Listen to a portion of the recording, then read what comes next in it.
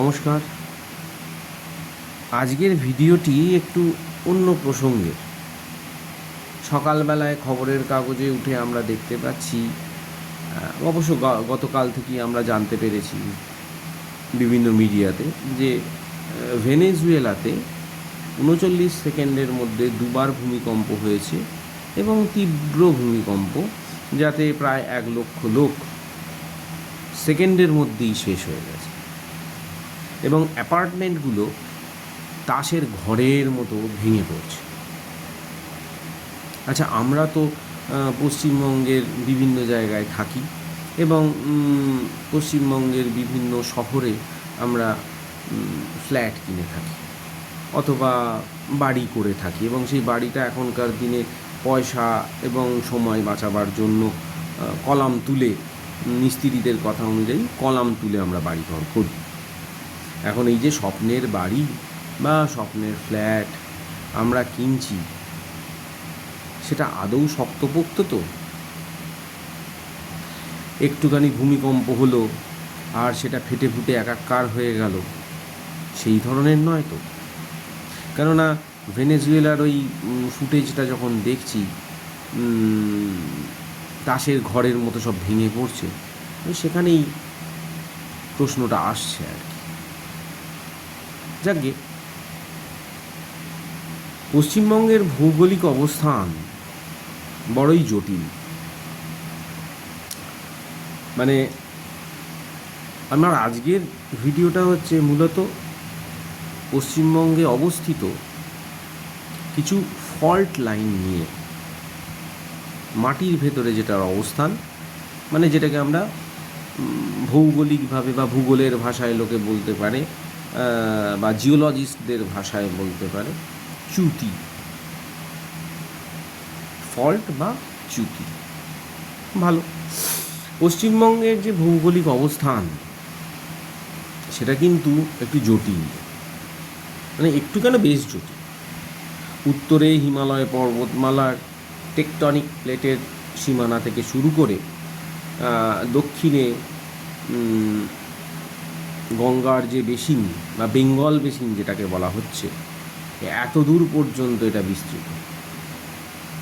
এবার সেই কারণে এই রাজ্যের বিভিন্ন যে জেলাগুলো রয়েছে, সেই জেলাগুলো বিভিন্ন ধরনের ভূকম্পন প্রবণ অঞ্চল বলে বলা যেতে পারে। এখন হিমালয় সংলগ্ন অঞ্চল আমরা সকলেই জানি যে অবশ্যই ভূকম্পন প্রবণ, যখন তখন হতে পারে। কিন্তু দক্ষিণবঙ্গের ওপরে মানে অত্যন্ত মোটা বা পুরু যাকে বলতে পারেন, সেই ধরনের পলিমাটির স্তর থাকলেও এদের গভীরে কিছু ফল্ট লাইন রয়েছে। তার মধ্যে অন্যতম 3টে ফল্ট লাইন, যেটা দক্ষিণবঙ্গ থেকে দক্ষিণবঙ্গ দিয়ে গেছে, সেইটা নিয়েই আলোচনা। ভিডিওটা স্কিপ করবেন না, কারণটা হচ্ছে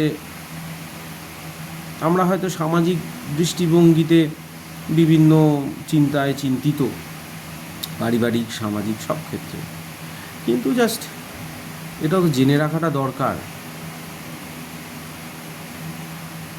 সেই নিয়েই আর কি বলা। তো প্রথম যে ফল্ট লাইন, সেটার নাম হচ্ছে ইওসিন হিঞ্জ জোন। আবার বলছি, ইওসিন হিঞ্জ জোন। এটা হচ্ছে পশ্চিমবঙ্গ তথা বাংলাদেশের অন্যতম গুরুত্বপূর্ণ একটি ফাটল বা ফল্ট বা চ্যুতি। এটার অবস্থান হচ্ছে একদম বঙ্গোপসাগরের তলার, মানে শেষের দিক থেকে, পশ্চিমবঙ্গ এবং বঙ্গোপসাগরের যে শেষ সীমানা, সেইখান থেকে শুরু হয়েছে কলকাতা রানাঘাট হয়ে বাংলাদেশের ময়মনসিংহ পর্যন্ত বিস্তৃত। এটা কিন্তু অন্যতম major fault line in plain land, মানে সমভূমি অঞ্চলের। ঠিক আছে, এবার কলকাতার ক্ষেত্রে একটা ব্যাপার আছে, আমরা হয়তো মিডিয়াতে কখনো কখনো দেখে থাকি, অনেক ভূতত্ত্ববিদ তারা বলেন, এটা বাস্তব, যে কলকাতার মাত্র মানে কলকাতার মাটির নিচে মাত্র 1.3 কিলোমিটার নিচেতেই যদি আমরা চলে যাই, তাহলে সেখানে একটা নরম জল কাদাময় একটা পলির আস্তরণ আছে, যেটা জেলির মতো অবস্থায় আছে,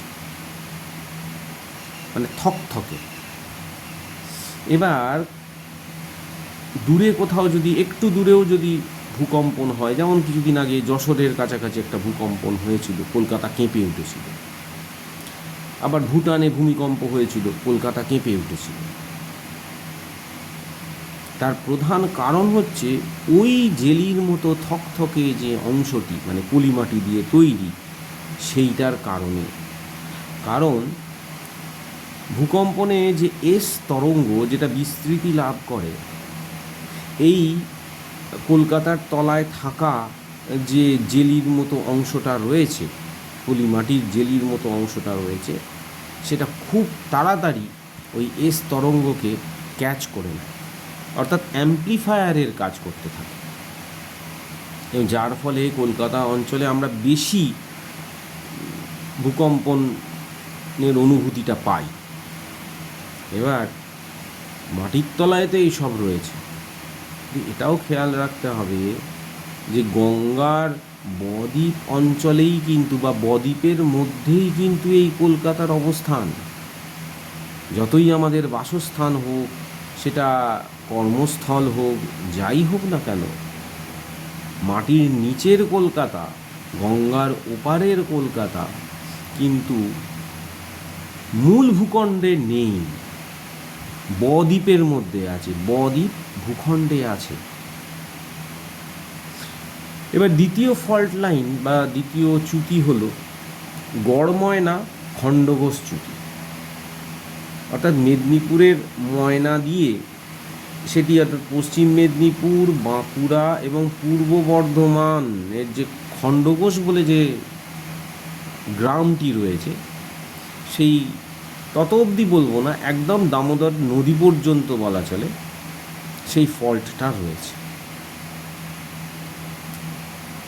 এরপর দামোদর নদী বলবো না, ওটা বিহারের রাজমহল পাহাড় অবধি ওটা রয়েছে, কিন্তু এটা মাঝারি মানের ভূকম্পন প্রবণ অঞ্চল।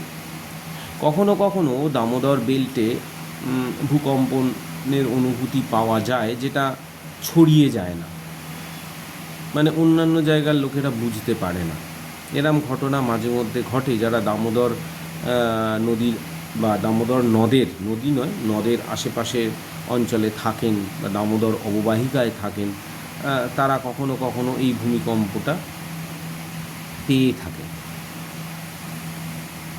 আর তৃতীয় অন্যতম চ্যুতি রেখার নাম হচ্ছে পিংলা দামোদর চ্যুতি।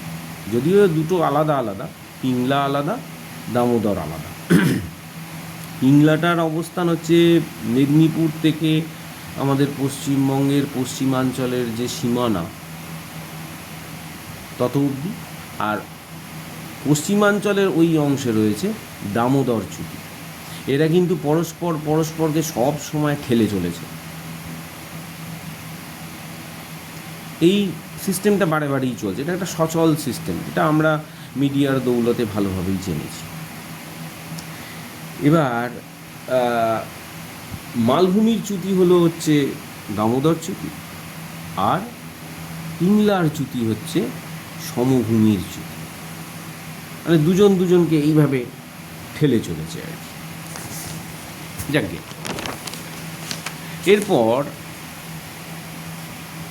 সাব হিমালয়ান এরিয়াতে কিছু ফল্ট লাইন আছে, যার মধ্যে অন্যতম হচ্ছে মেন বাউন্ডারি থ্রাস্ট, যেটা সিকিম হয়ে দার্জিলিং জেলার তলা দিয়ে বেরিয়ে গেছে।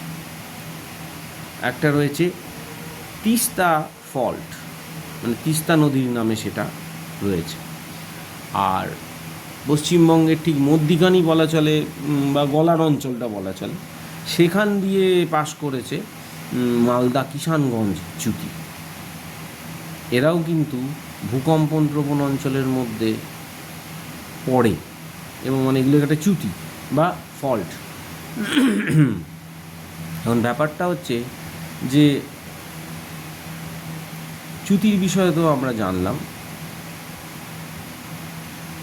এবার যখন আপনারা ফ্ল্যাট কিনছেন, যত বড় অট্টালিকাই হোক, খেয়াল রাখবেন বিপদ কিন্তু তত বেশি।